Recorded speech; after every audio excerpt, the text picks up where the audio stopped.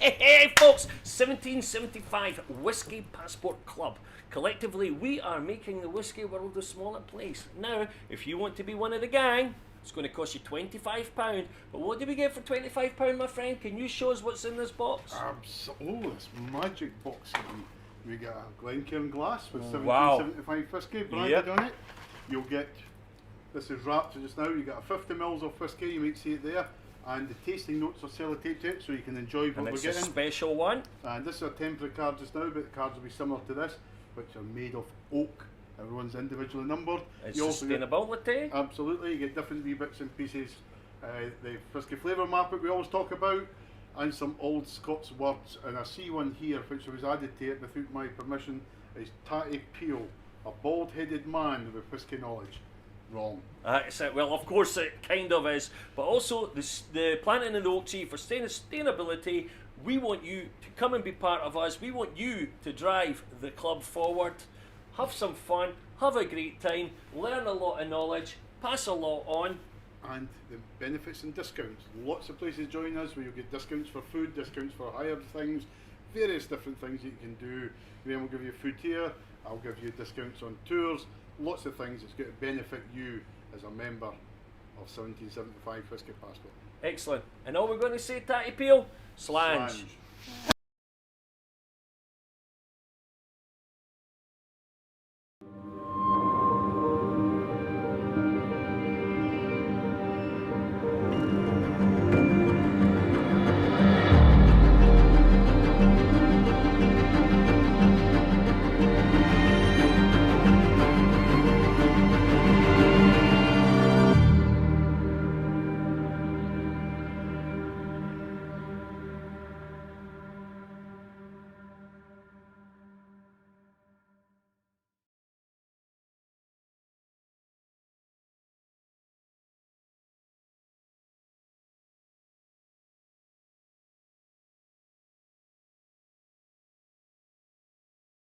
The Ben are the drinks and hospitality trade charity, which were established over 150 years ago. Anybody can apply for assistance from the Ben as long as they've been involved in the licensed trade. 3 years ago I had an accident off my horse, and it resulted in me having a very bad leg break, meaning I wasn't able to work, and my work put me in touch with Chris from the Ben. There are a host of different things that we help people with for one-off grants. We also have beneficiaries we help annually. We have a Pitlochry estate where we have 18 bungalows there at much reduced rents. The Ben provided a huge amount of support emotionally and financially, and they were there all the time. So we've evolved the Ben over the years from not just giving people money or grants, but to help them in many different ways, to help the licensed trade in many different ways with some of the problems they're experiencing. In our particular situation with the Clutha, it happened that night in November, a dreadful accident. 10 people were killed, a lot more people were injured, and a lot more people were affected by it. And that's where the Ben came into their own. They were invaluable with what they did, to help the people in the Clutha. So if you've worked in the licensed trade and you're finding yourself in hard times, then apply to Chris and see if we can help. The help the Ben has given me has been absolutely invaluable. I don't know what I would have done without it. It's not all about the money, but we do need funding to continue the good work that we do. We have some sponsorship, but one-off events are vitally important to us. So please, dig deep and help us tonight. Life can sometimes throw you a curveball, and if it does, the Ben is here to help.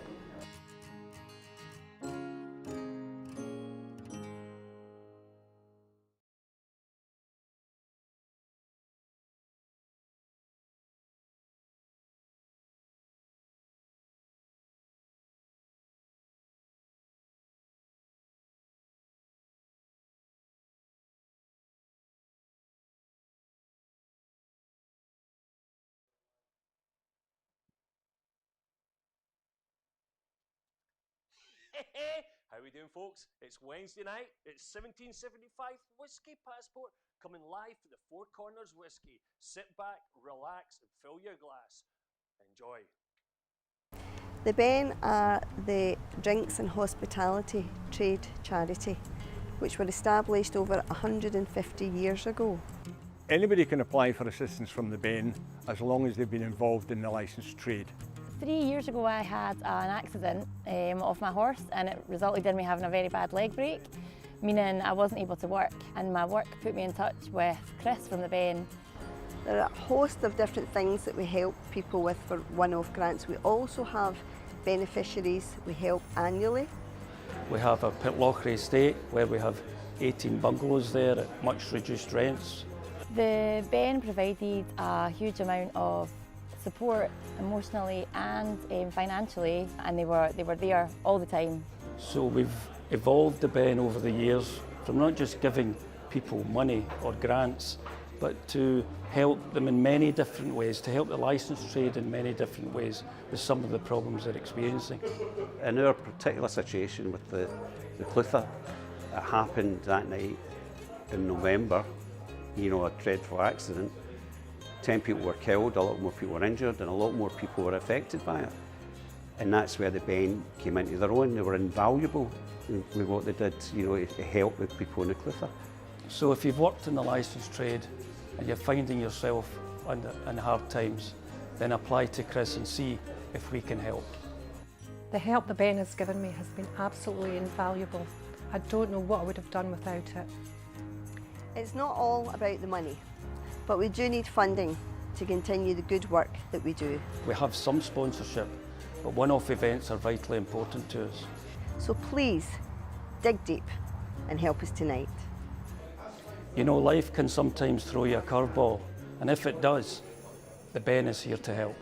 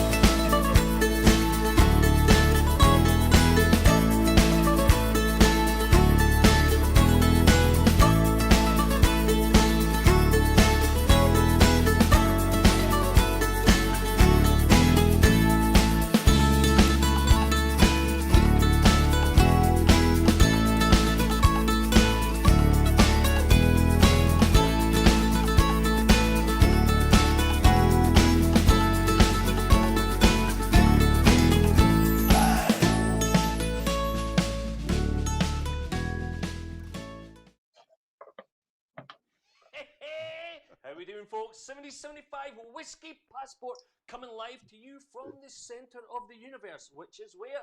Point Craig or thereabouts. East Lothian? East Lothian, the centre of the universe. Centre of the universe. Oh, aye.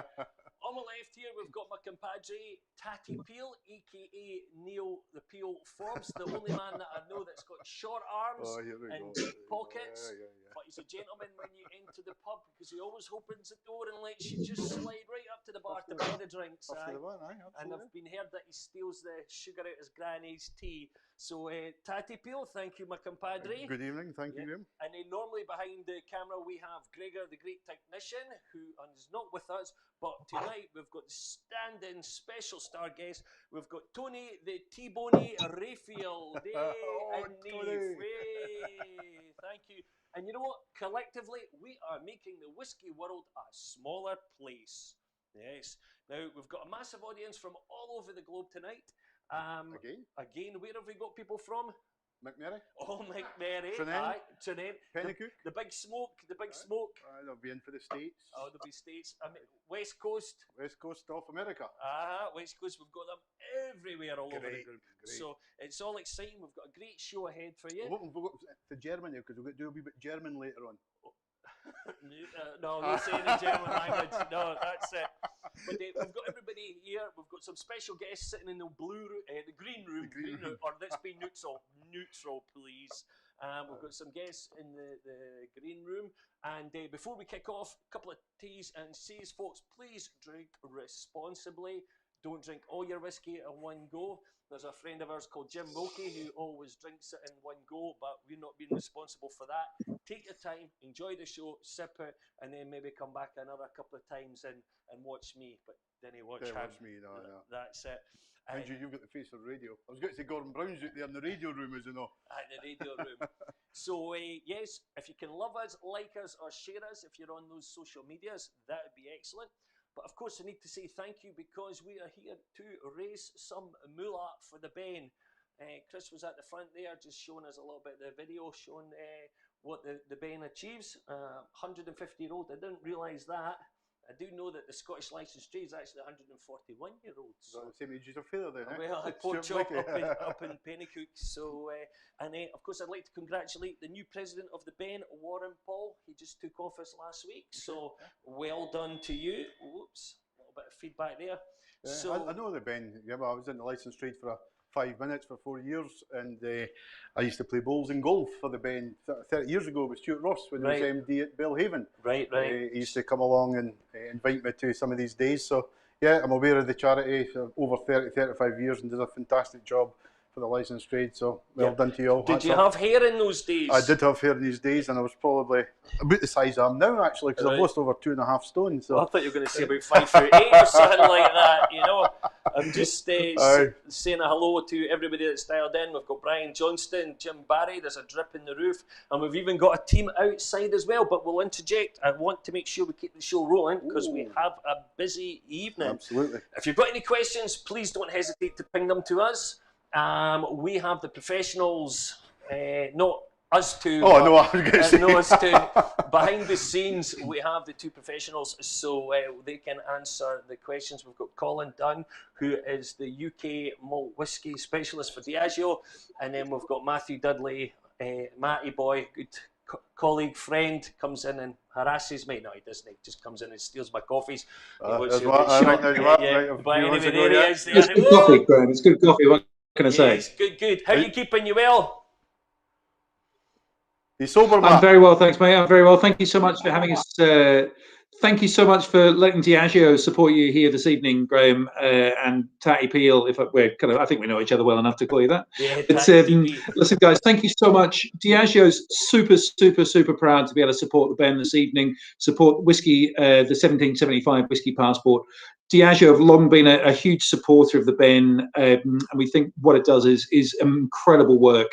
And anything we could do to really kind of help that amazing charity is great for us.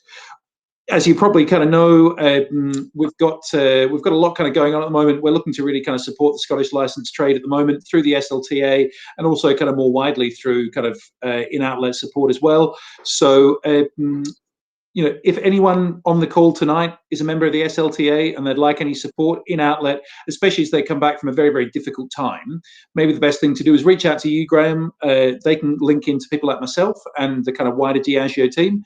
We can come and see how we can help to really kind of get you guys back on track to kind of get reopened and really kind of maximise your opportunities moving forward, really. Thanks for that. We've got a wee question on the tip of the tongue. Aye. VIP tickets, please. When's it opening? When's the big day? Whisky tour operators as well, Matt. Didn't be shy. The it you're probably talking about, I'm sure everybody probably knows. We're doing a little bit of stuff in town where we've created the Johnny Walker Princes Street whisky experience, which is set to open this summer. So we're very, very excited about that. We made a huge investment both in whisky and whisky tourism. Johnny Walker and the malts that go into Johnny Walker really kind of underpin so much about Scotland, which is really makes it a very, very special thing. When I think about how whiskey and what whiskey means to Scotland, it's not just the stuff that you drink in your glass, but you go for a drive through Speyside, for example, and the amount of wee towns that are just thriving up there from not only tourism, but all the kind of things that flow down through. It's another thing that makes us immensely proud to be really kind of supporting Scotland. In terms of Johnny Walker Princes Street, however, we're looking at a summertime opening currently. So unfortunately, due to the COVID-19 situation, it pushed back. Last year was our 200th anniversary of the establishment of when John Walker opened his grocery store in Kilmarnock. And we were hoping to open last year to celebrate that 200th anniversary, but unfortunately we didn't get a chance to do that. But we are looking to open in summer this year. We're super excited to welcome everyone on board. It's particularly the SLTA. I think we're looking to really kind of partner with you guys to really offer some fantastic experiences. You can pre-book tickets now, but also something that's really exciting is we're investing in our whiskey distillery centres. Glenkinchie, just around the corner from you guys down there, is already live. And Clynelish actually opens later this week. And there will be activations. You'll be able to visit all of these distilleries. You might not be able to go inside, but there will be kind of outside activations where you'll be able to sample our fantastic whiskies at these kind of places. And certainly moving forward, Graham, I think with yourself, I'm looking to put together some great kind of trips out to these kind of places and great SLTA exclusive experiences that we'll look to kind of do. So once again, badger Graham and say, hey, didn't that guy tell us we're going to be able to do some amazing stuff? So it's on your shoulders moving forward, Graham. But yeah, listen, thank you so much for having us down this evening. Really super excited. Anything we can do to support you, the SLTA or the Ben, don't hesitate to reach out. No, we appreciate that. A few folk have just been commenting that we're quite quiet, guys. Make sure, have I got to just bring this? It's all right, we're all sorted. So anyway, Matt, thanks for that, bud. That is excellent. If you can please hang about in the green, the blue, the pink room, whatever we call it, we might call you back again. And of course, fantastic. I'll be on standby. And then we've got Colin, who looks a bit like a twin. It is, aye. So when I start stammering, Colin, you jump in there. Okay. Yeah. Thank you. Look at that. I've got more hair than him actually. Definitely. That's it. We're going to get Colin on in a second to say hello in a bit, but I think we should start get rolling with the good stuff because everybody's getting a bit drook and dreek. Remember, if you've got any questions, fire in the questions. But where we go? What direction shall we go first? East, we're going west? to stay local. We're going southeast for here. We're going to Glenkinchie Distillery, just doing in Peaston Bank. How many people know it's actually in Peaston Bank? People think it's the village of Glenkinchie. It's actually in Peaston Bank.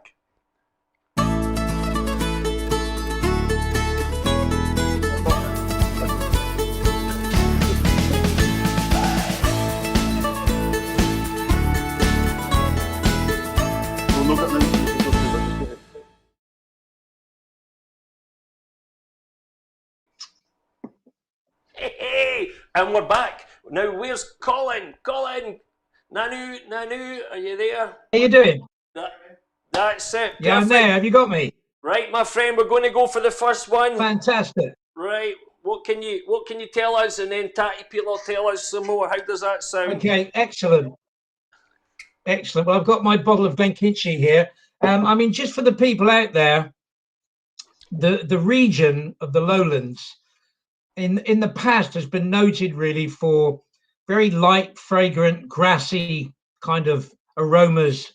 And in general, particularly in the past, lowland whiskies were triple distilled.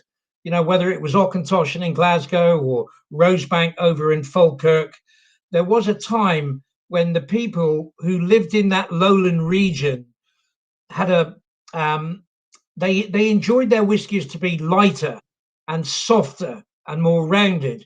And inevitably, this meant the distillers decided that they would triple distill their whiskies.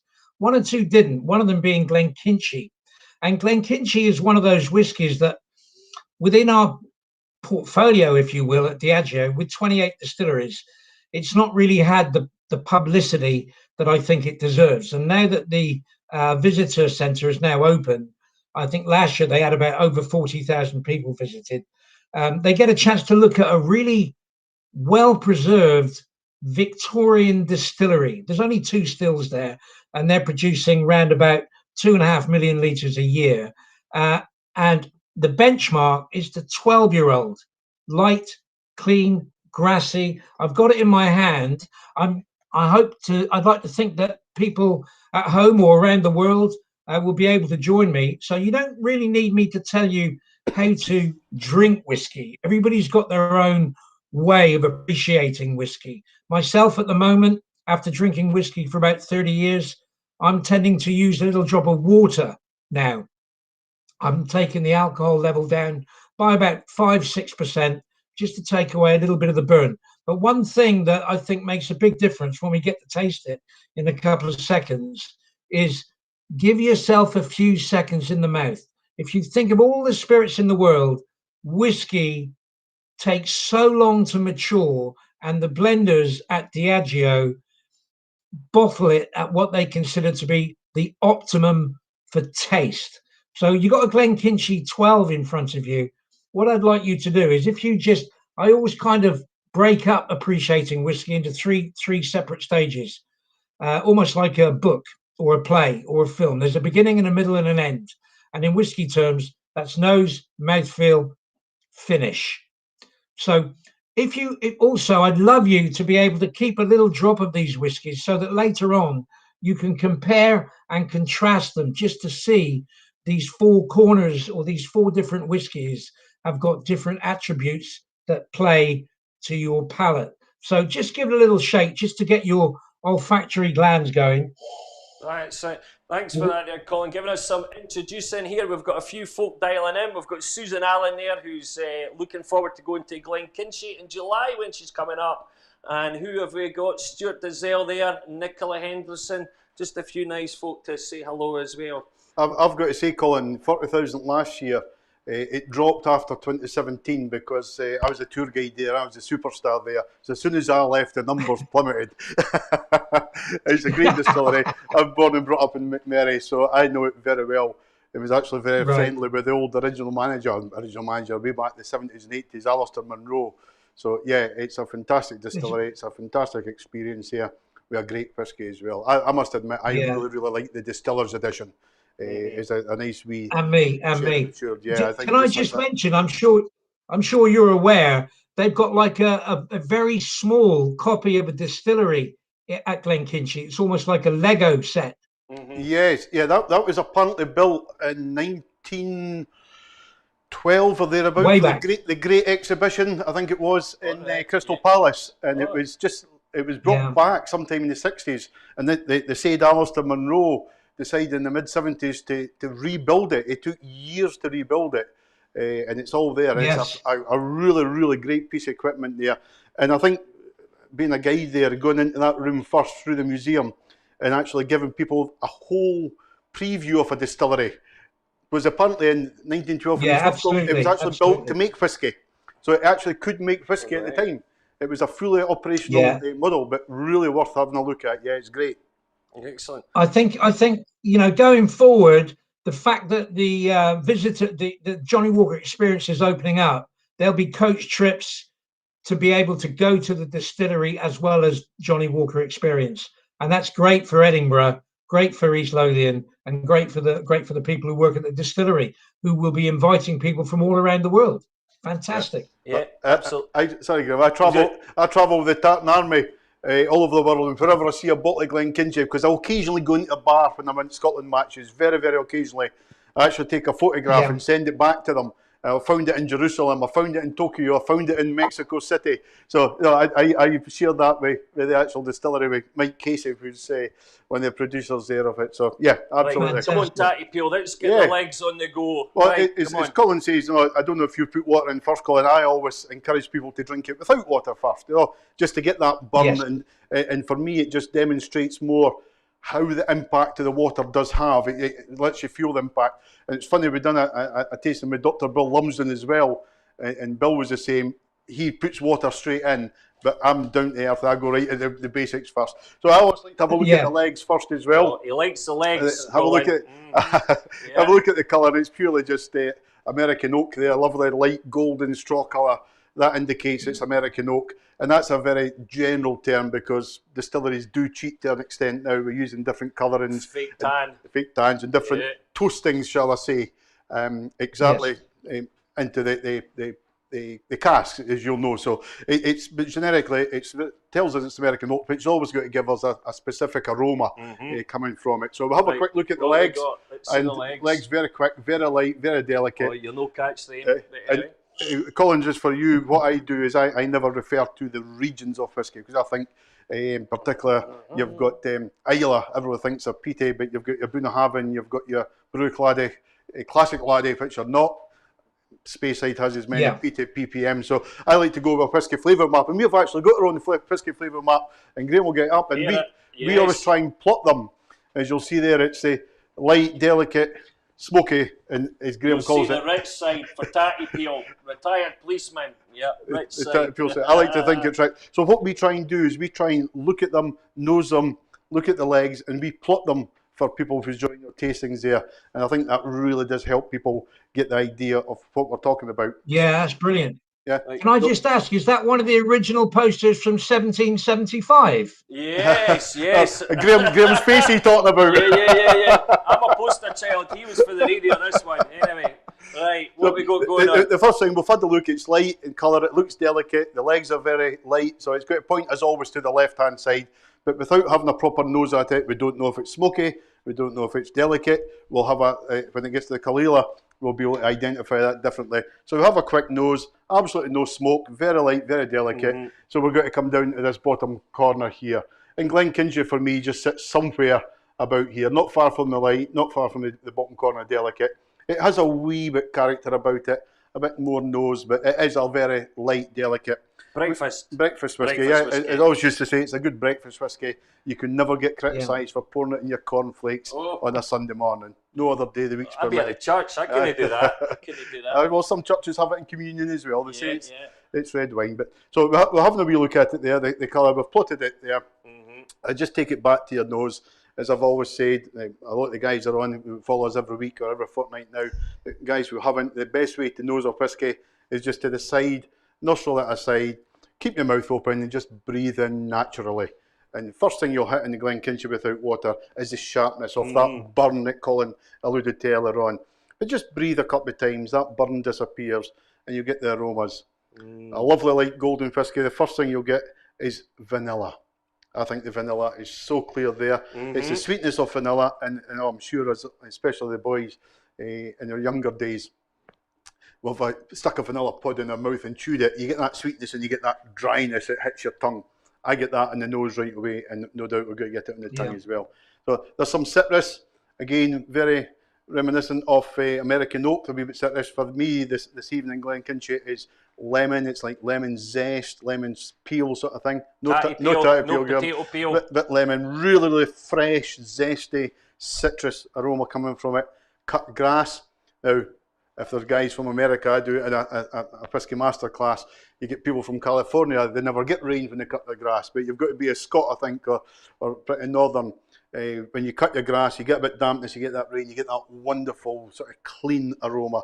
And I get that from the Glenkinchie. It's one of the best in the whole industry for the cleanness, the freshness of it.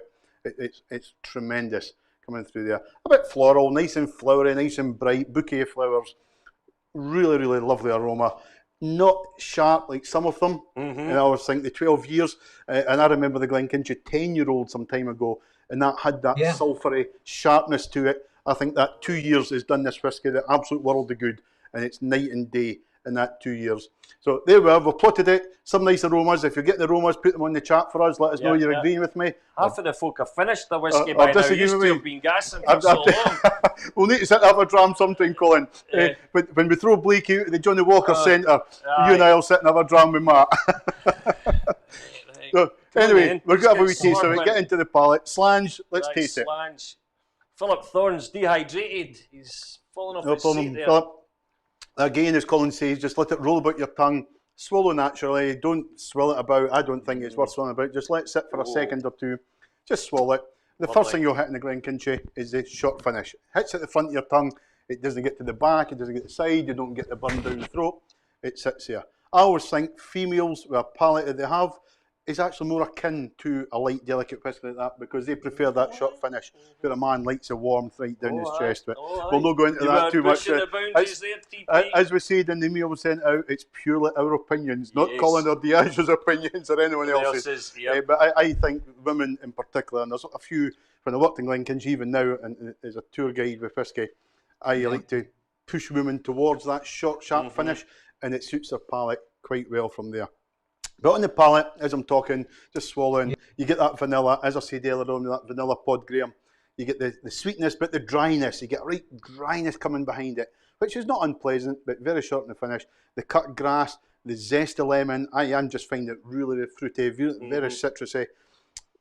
You know, Diageo's professional notes, Colin, you might be able to correct me. This is one thing I remember reading about when I worked there, is someone actually said there's green bananas in Glenkinchie 12. Green bananas. I have never ever smelt them yet. I mean, it's quite incredible, and I've probably nosed several thousand Glenkinchies over life.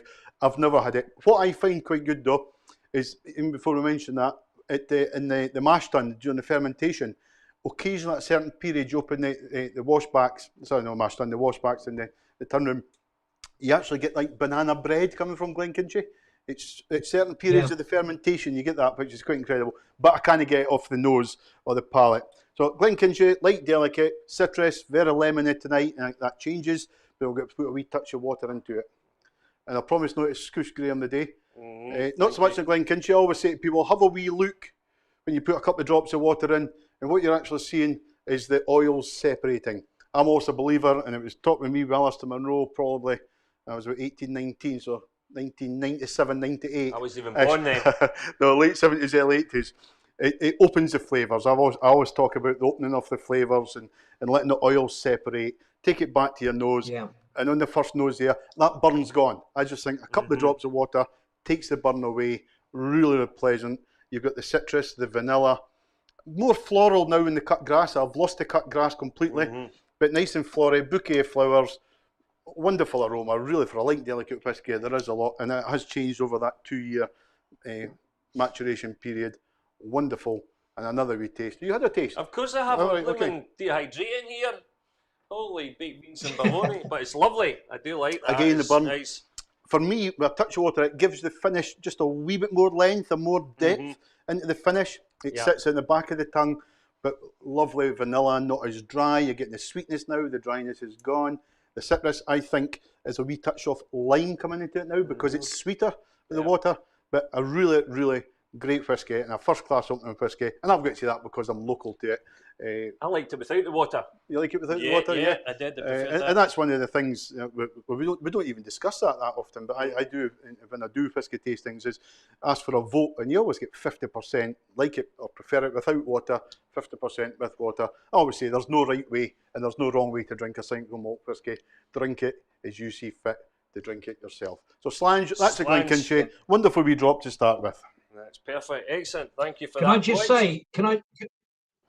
Can I just say, with that Glenkinchie, by the way, round about a year and a half, just before lockdown, I was doing a cheese board with 4 different whiskies, 4 corners of the cheese board. And for anybody out there who likes cheese, Glenkinchie 12-year-old with Parmesan cheese works 100%. 100% Parmesan cheese. That's interesting. We used to do I think it was called an Expressions tour, Colin. It was the 6 whiskies, and we used to always put Terry's Chocolate Orange with the 20-year-old, which is quite a rare whisky to get your hand on. Yeah. And people doing that, and surprisingly, even with the same light, delicate aromas, palate, Terry's Chocolate Orange worked great with it. So yeah, Parmesan. I wasn't aware of that one. I'll need to speak to Ramsey Buffett. I know Ramsey quite well, the site manager there, so we'll have that chat. I quite probably like it with Derrily till the cows come home. Right, let's get on to the next whiskey. We're bashing on here, but a bit behind schedule since we're going to be an hour. So, but anyway, it's all good chat. That's what it's all about. We're here to enjoy our whiskies. Because Blake is quiet, that's what's good chat. Anyway. I'm just saying, nobody's asked any questions yet, guys. Come on, dial in, ask a few questions. So, number 2, we're going to go north. As Tony did say to me, we're going anti-clockwise, just the way it operates. We're going to Speyside. And we're going to have...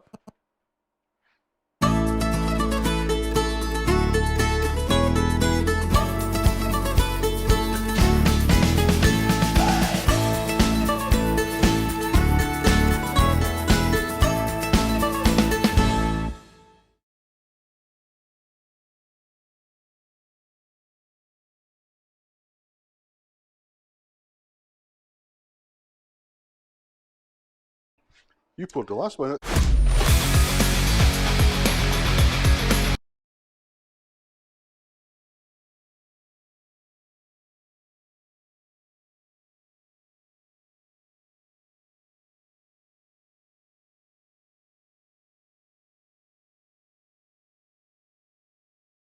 Is that you, Tony? Right, and we're back.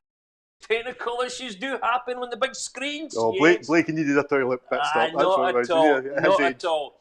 Anyway, we're on to the second whiskey. We are going up north. We're going to Speyside. What's just outside Aberlour. Oh, yep. And we're having Cardew. No Cardew. No Cardew. Just Yes, for Cardew. you. Right, have you poured the whiskey? Yep, they're done. See, Tatty Peel's always generous when it's not coming out his pocket, his pesetas. Matt actually says to me, fill the glasses, Neil, fill your glass. Oh, fill your boots. Aye. Fill your boots. So we're here. What have we got then? Where's Colin? Is he about as well to join us? Or have we lost him for a minute? But anyway, let's crack on, Tatty Peel. What we got here? Yeah, there's Colin there now. There he is. Right, so Cardew. Okay, Cardew, again owned by Diageo. It's 1824. It's a really old distillery. And just we forgot to mention about Glenkinchie. Glenkinchie was 1825 unofficially, but officially with the Wright brothers, who were the farmers at Peaston Bank Farm. 1837 before they paid taxes. So Cardew's a wee bit older. I say just outside the village or the town of Aberlour, a couple of miles outside there. Really, really nice whiskey. This is big on the export market. You might correct me on this, Colin, because having travelled to Spain on numerous occasions, I had a property there. All the Spanish used to really, really annoy me because they bought Cardew for about €7 a bottle and filled it with bloody Coca-Cola. That's the story. It really, really wound me up. But and I think it put me off Cardew just seeing that for years. But it is a very pleasant whiskey. Yeah. You want to give a very brief introduction, Colin, to it? Or? Yeah. I'll be really brief and succinct and to the point. Cardew, for many years, wasn't on the British market. All of it was going to Spain and the Mediterranean countries. And over there, because of the climate, it was being drunk in like a brandy balloon glass with 1 or 2 ice cubes. It's sweet, it's creamy, it's easy on the palate and easy on the pocket. And thankfully, production was upped a little bit so that in Britain in particular, we've been able to taste more of Cardew than what we previously had. It's famous, and you can get this just by checking it on Google, with the fact that when you go back into time, back to the 19th century, Helen and Elizabeth Cummins, 2 women, were really responsible for helping this distillery become so popular. And eventually they sold the distillery to John Walker and Sons for just over £20,000. £20,000 for a distillery. And of course, as most of you probably know, it's a big constituent in the Johnny Walker stable. So for me, great to have it back. Great for us to be able to share different ages and expressions of this distillery, and a different style, a little bit more weighty, a little bit more liqueurish than the Glenkinchie. And personally, I call it almost like a summer whiskey, great with apples and fruit